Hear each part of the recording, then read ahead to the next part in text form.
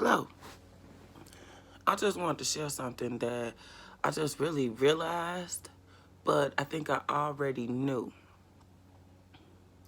You know how back in the day, the DARE program used to come to your school and they'll open up a suitcase or whatever, show you a board full of all the different kinds of drugs that they want you to stay away from now. That's what they showing it to you for. Oh, this is marijuana. This is PCP. This is whatever was in that case. You know what they used to say? Marijuana, or still say, marijuana is the gateway drug. Once you start smoking marijuana, it's all downhill for your life after that. That's what they said. That's what they wanted us to believe. Now, I'm about 25 years older than that their program back in elementary school.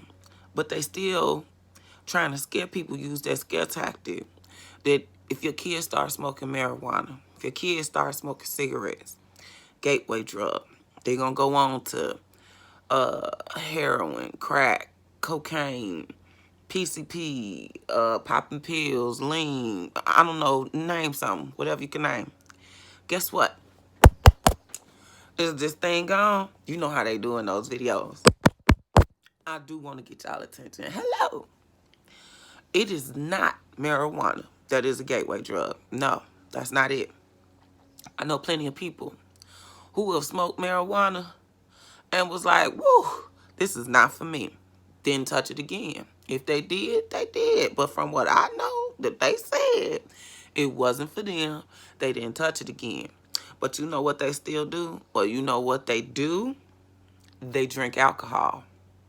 Now, the reason why I'm saying alcohol is the gateway drug is because back when I was in grade school, high school, I wasn't a drinker in grade school at all.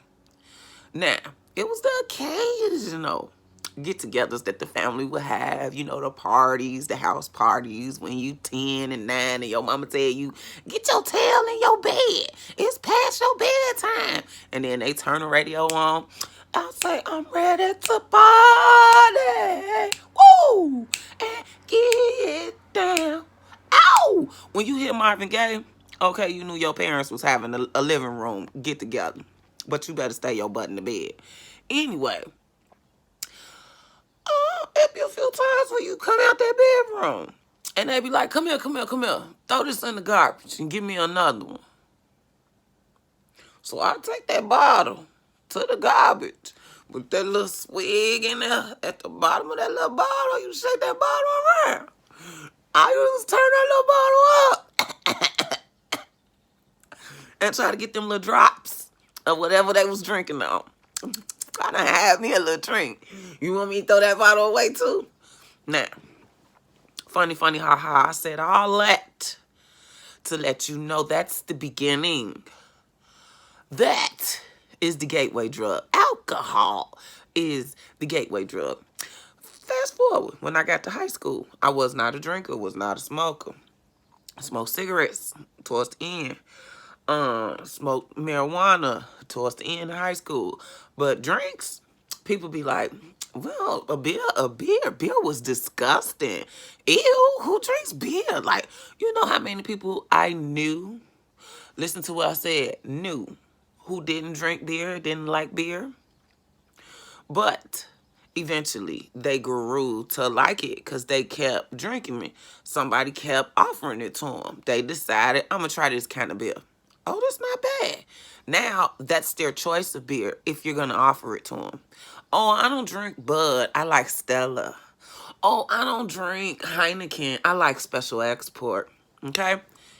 That is the gateway. You went from not liking something, it being disgusting, to now you got a preference. Keep that in mind. Oh, and then I knew people who would say, you know, I feel like it's something in my eye, so I don't give a damn who watching. But before I leave it there, baby, I'm gonna get it because I see it. Now, back to the video. I knew people who would say, You know, I don't drink. I don't like drinking. Or I don't like when he drinks or she drinks because it changes them and this, that, and the third and blah, blah, blah. Guess what? Couple years later, or whenever I seen them again, that person was drinking. What you doing with that bottle of vodka? Oh, about to fix me a drink. But I thought you didn't drink. I thought you didn't like the way it made such and such behave. But you drinking now. I knew you was going to come around. And it wasn't that I was trying to force this person to drink. It was just that I was drinking and it was like, you want to drink? And they'll be like, no, I don't drink. And so that was the end of it. Now I come back around and you drinking tequila and vodka. And what happened to wine coolers? Like, you, what? So that's the next step. You go from beer or go from your vodka, your drinks that you prefer to, girl, boy, I need a drink. Whatever you got, give it to me. I'm having a hard day. But I thought you liked tequila. I thought you liked vodka. I thought you only drank Special Export. But here's that Heineken. Or here's that Hennessy, because I don't have vodka. Then there's that. So you go from not drinking at all to having a preference of what kind of drink you have to it don't matter what it is, give it to me. And then guess what? Somewhere along the way, it happens to us all. We cry to Earl. Or as they would say, we pray to Earl. And I think you know who that is, Earl. You're on your knees in front of the porcelain god, the toilet, or a bucket, and you're expelling your guts. Your body has been poisoned by whatever you put in it, which is the alcohol. And now you have what's called a hangover, and you're sick and you're purging. Your body is cleansing itself. It is excreting all of this poison that was so good going down, but it's so bad just sitting in here. So now you got hangover, headache, can't get up, sensitivity to light, don't want to hear loud noises, don't want to move, don't want to get out the bed. Everything makes you queasy, make your head spin. You throwing up. You going to the bathroom. You don't know which end it's coming out of, but it's coming out of one of those ends, whether you like it or not. And then we say we're not going to drink.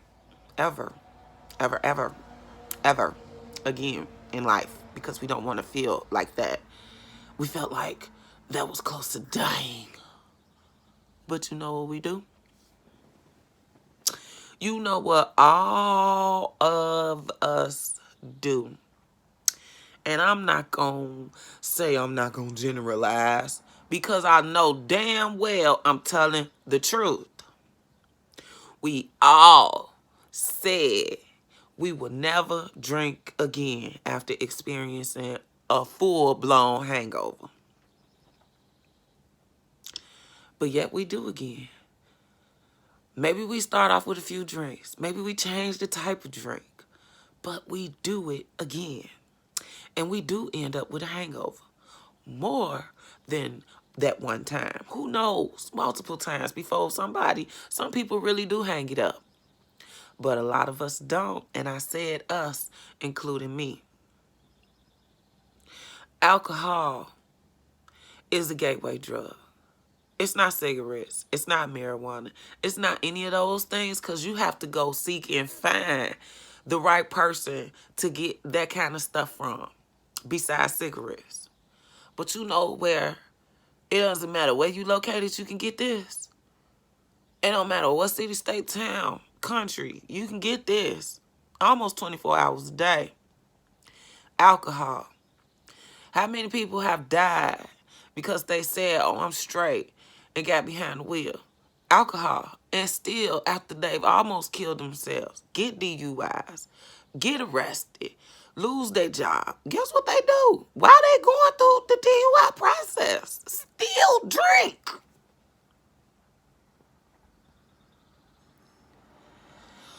So, schools, their program, if you still exist, stop telling people the lie that marijuana is the gateway drug. Because the truth of the matter is you want to continue to capitalize off of the profits and the deaths and the hospital visits and the injuries that these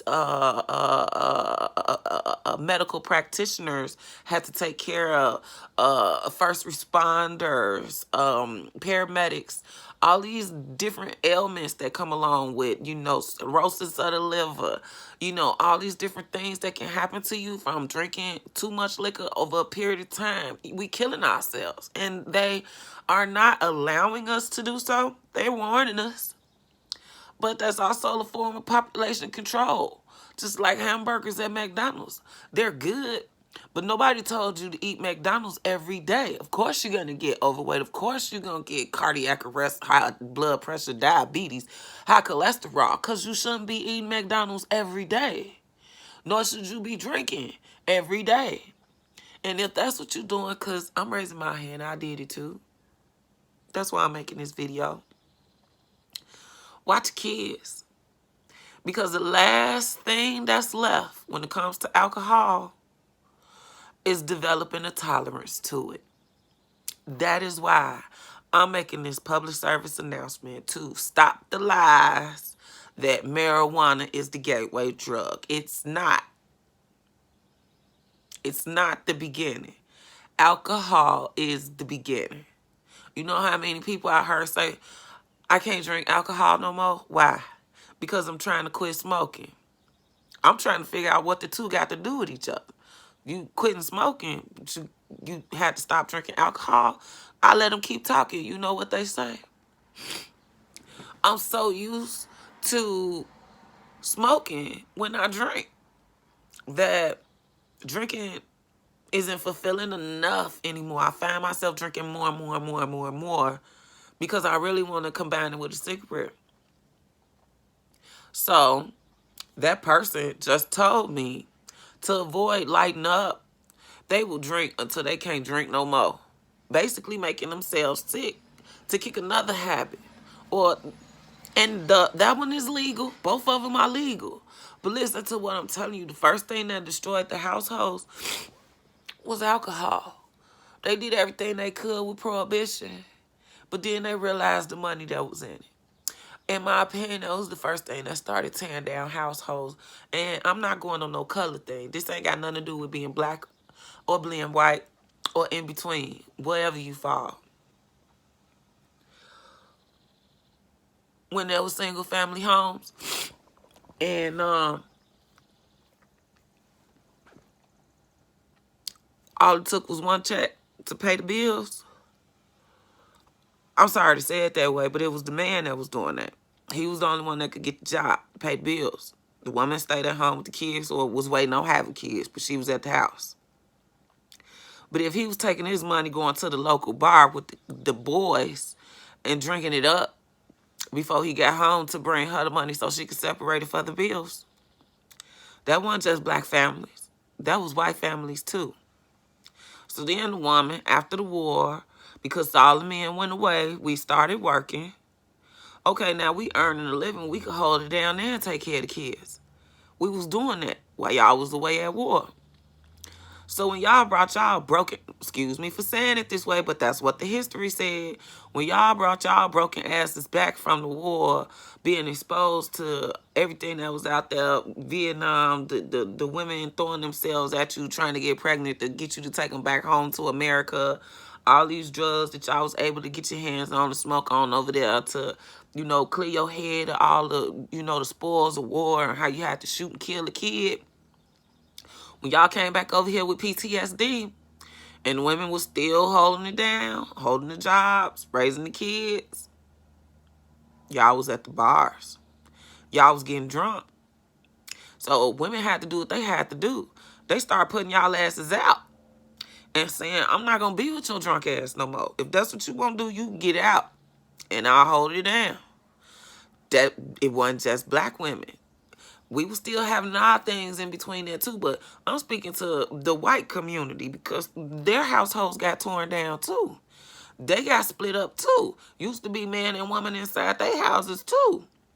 But the women put their asses out. The women started getting educated, getting degrees, making money, and poof, I don't need a man no more. What I need you for? You already know about the strong black woman. So when our men was being incarcerated for petty ass reasons, we had to do the same thing that we was doing back when it was wartime and they took y'all away from us. We had to hold down the house, get a job, and keep it moving until you got back. Problem was, when they let our men out of jail, they came home with a record. Not just PTSD and can't work because they mentally fucked up, but can still physically get a job. Ours came back with they was mentally messed up because they've been institutionalized, taken away from their family for decades at a time for petty offenses, more than likely. And then come home with a record. So now he can't even get a job because that's one of the questions on the application. So the demise of the household, the gateway drug is liquor. I'm done. Think I've talked enough. You get the point.